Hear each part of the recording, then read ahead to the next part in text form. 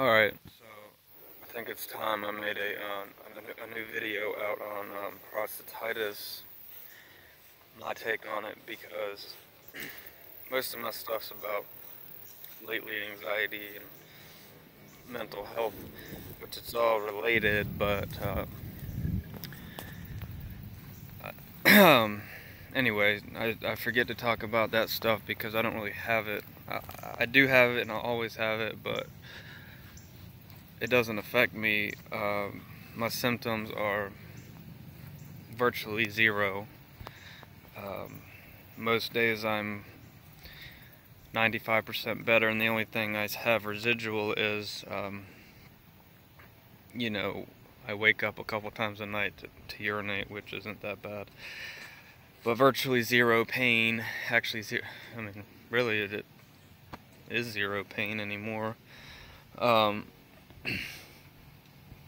But I've said this before, but I guess I'll repeat it. If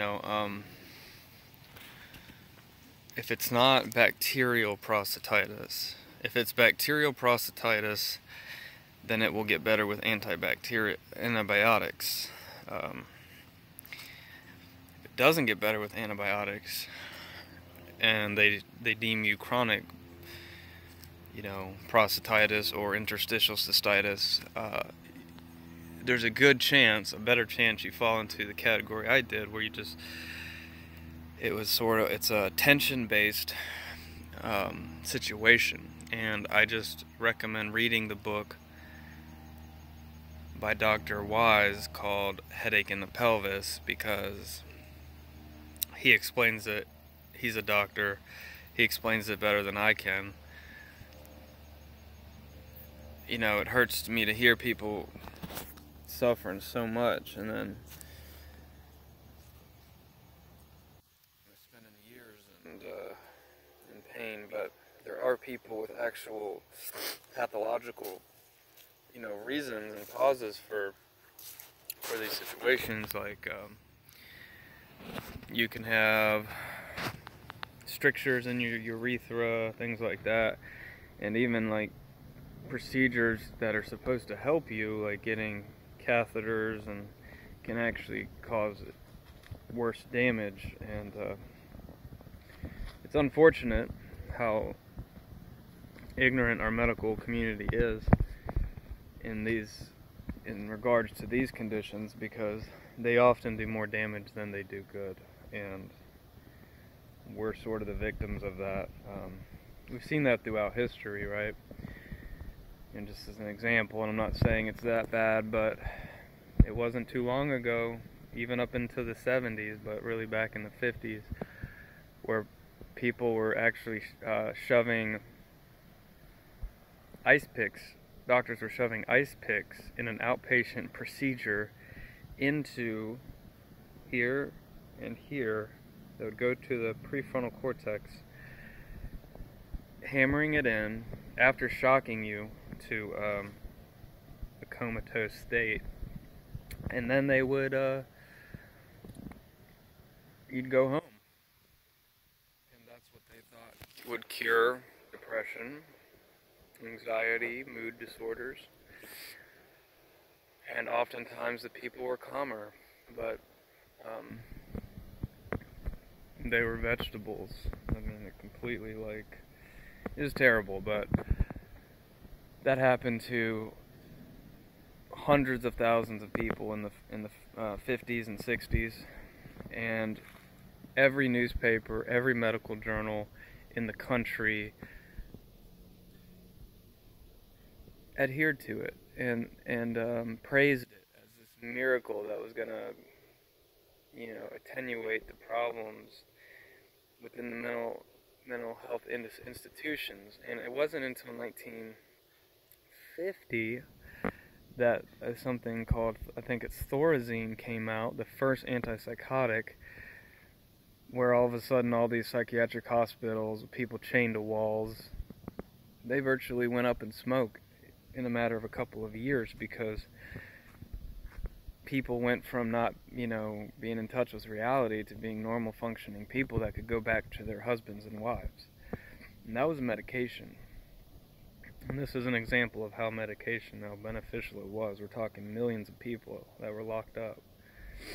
And the unfortunate people that went the route of the lobotomy, most of them suffered cognitive deficits for the rest of their lives. And this is just a fact. This is just a blip in our history. But so in modern times, and we're not that far from the 50s and the 70s. We're still trying to create solutions to these problems, and the medications have gotten a lot better, of course, but medications a lot of times aren't the answer. Typically, the reason that you're sick, I'm sick, or someone's sick, is long-term systemic, like, vitamin depletion. I mean, just what I'm beginning at is basically you could go, like me, my body could support myself for so many years, 23 to be exact, in chronic stress, trauma,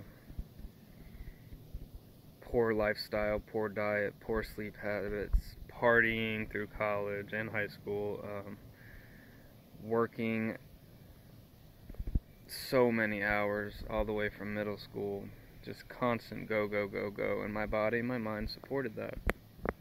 And then all while doing that, eating nothing but fried shit and terrible food, so I wasn't supporting the proper nutrition that humans should have anyway. And on top of it, I was struggling in my own right, so I wasn't exercising, I wasn't doing any of the things that you need to do to sustain a healthy lifestyle balance.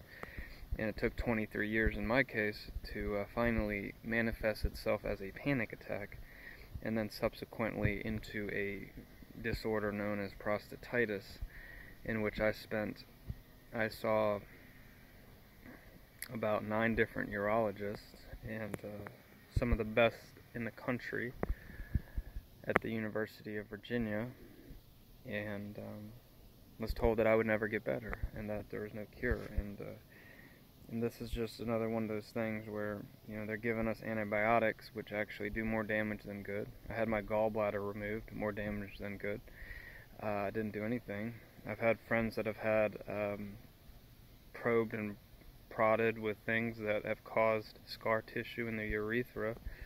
And that stuff, some of that stuff is not fully reversible. So, and the lack of understanding from those communities that there's a connection between our mind and our whole body. It's one ecosystem. I mean, it's sort of like, you can imagine in the ocean, and I studied this in geography. They call them keystone species. If you get rid of a keystone species like phytoplankton, or the homes of these are living coral reefs, which have been decimated. 90% of the coral reefs that took millions of years to generate are gone now. But what happens is, we're like, who cares about plankton and whatever, we don't eat that crap. Problem is, the fish eat that crap, and then the fish that eat the fish, and then those fish that eat those fish, there's a cycle. And if you eradicate the keystone species and you disrupt the ecosystem just a little bit, it has disaster effects long term. And although we will not see right away that all of a sudden we have fishless oceans and toxic oceans, that little change is rippling through that spiral. So it's the same with the human body. If the human body isn't treated, and the mind which controls and governs most of the physical body, is not treated appropriately with getting breaks and meditation and finding peace, then we will suffer burnout. We will suffer chronic tension. I mean, how am I tensing? How am I tensing this? You know, I'm thinking it. I'm telling my mind is telling my hand to clench. Subconsciously, we have adaptive mechanisms that cause our pelvises to clench if we suffer anxiety or fear or trauma, and it happens in a lot of people. And when you tense those muscles, they might not be symptomatic right away, but in my case, 23 years of tension, finally panic attacks caused extreme tension, and then they snapped. They not literally, but they became so tight, they started pulling on nerves and this and that, and then they caused symptoms that the doctors didn't understand. And as a result, the only thing they think they can do is give you pills, antibiotics, and that was all I could do until I found the truth. And I applied the truth after 14 months of pure hell, 24/7 hell. I started relaxing my pelvis, and I started following the protocol in the Stanford Wise protocol in David Wise's book, Headache in the Pelvis. And within 6 weeks, I was virtually pain-free.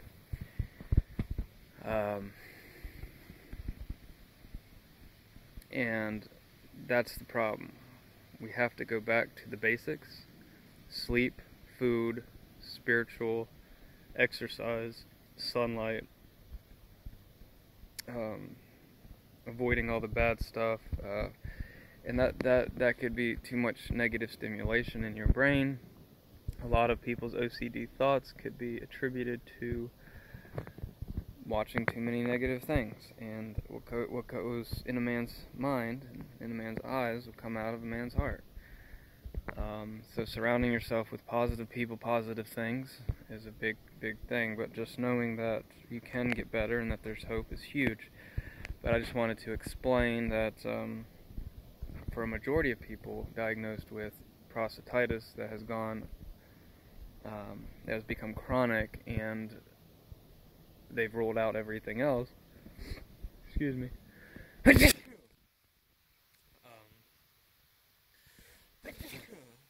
excuse me. You're probably in the same boat that I am. Millions of us are. So, and it's not just pelvic pain, it's headaches, it's any kind of physical pain is largely controlled by the mind, and unfortunately when it becomes symptomatic, it's the tip of the iceberg. You know, it's been building for so long, so it's only natural to assume that it's not going to get better right away. So you're going to have to change those core conditioned things that you're doing on a daily basis, like me, and actually change in order to have sustainable growth. Medications in many situations can help calm you down. If it hadn't been for medication, I'd be dead. I would have been dead by now. But at the same time, yes, they come with their withdrawals and stuff like that, and all this is a result of that we didn't take care of ourselves the way that we should have in the beginning. But once again, using bridges, whatever that bridge is, to help stop the pain, stop the cycle, because it's a triangle. Pain equals anxiety, anxiety equals tension, tension equals pain. So that triangle where you're stuck in, you got to find a way out of it. You either have to stop trying to focus on the pain, or find something to work on within the program of David Wise to help you get out of it. But anyway, so that's just some little tips on how I got through it and my take on those conditions. So please subscribe, and I'll have more content for you as we progress. Thank you.